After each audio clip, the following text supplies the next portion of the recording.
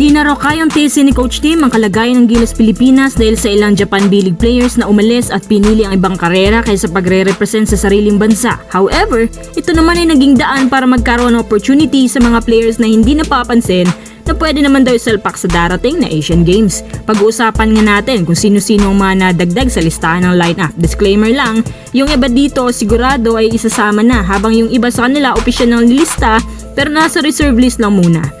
Anyway, sinabi naman din ni Coach Tim na wag daw mag-alala dahil lahat daw sa kanila makakatikim ng experience. Kailangan daw muna nilang mapamilyar sa system at mag-obserba, gaya ng ginawa ni Justin Baltazar. Siyempre, hahasain pa raw muna yung mga bago. Una, ang player na pinakadumadagong doon sa suggestions ng mga tao, ang bagong Samboy Lim sa PBA na si Adrian Nokum.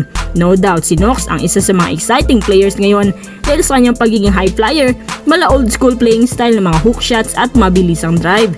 Sa totoo lang, kung papipiliin ako si Nox o si Newsam, si Nokum talagang pwedeng pumalit sa kanya dahil kailangan din natin minsan ng penetration sa loob. Pangalawa, si Kalen Tiongson. Ito yung matagal nang hinahunting ng Hinebra coach dahil sa defensive capabilities niya. Actually, siya yung kukunin sana ng CTC sa draft pero dahil mas gusto ni boss si RJ, kaya hindi natuloy. At least, napunta siya sa Ross at naipalabas ang totoong abilities niya. Kaya siya magiging kabilang sa Gilas ngayon. Pangatlo, si Xavier Lucero. Siguro sa lahat-lahat ng mga bagong mapapabilang sa Asian Games lineup, itong si Xavier Lucero ang pinaka may star quality sa lahat when it comes to adding size.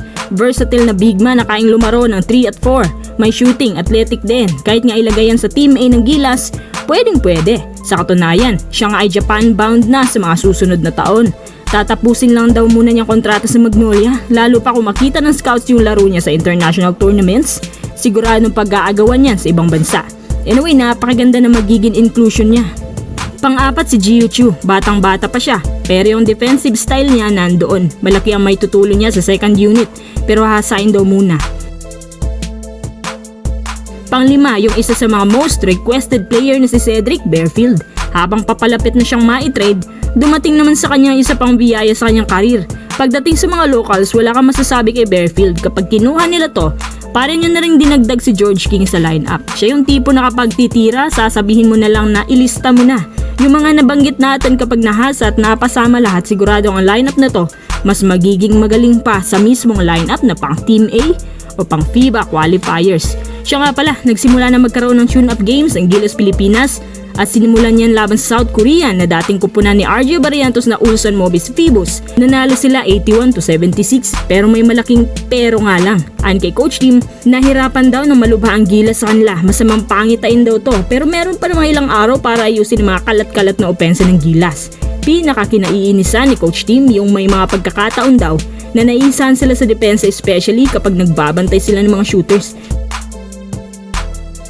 Kahit nakabalik na si Kai Soto at meron tayong rim protector, kailangan pa rin daw niya maging mabilis upang magampanan na maayos ang bawat kanto. At least for now, nilimitahan ng Gilas ang shooting ng Phoebus, shooting 30% sa field. Pero para kay Coach Tim, hindi pa rin sapat ang ganong laruan ng Gilas.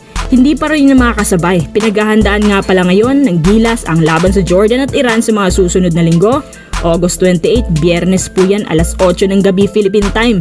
So susunod na 2 araw naman laban sa Iran, parehong oras sa buwan ng Nobyembre at Disyembre, laban nila sa Syria. Ayon sa mga analysts, malaki daw ang chance ng Gilas na manalo laban sa kanila dahil mas nasanay raw ang Gilas sa mga heavy guts na kalaban. Kumbaga, muntik na nga lang matalo New Zealand, Jordan, Iran at Syria pa kaya?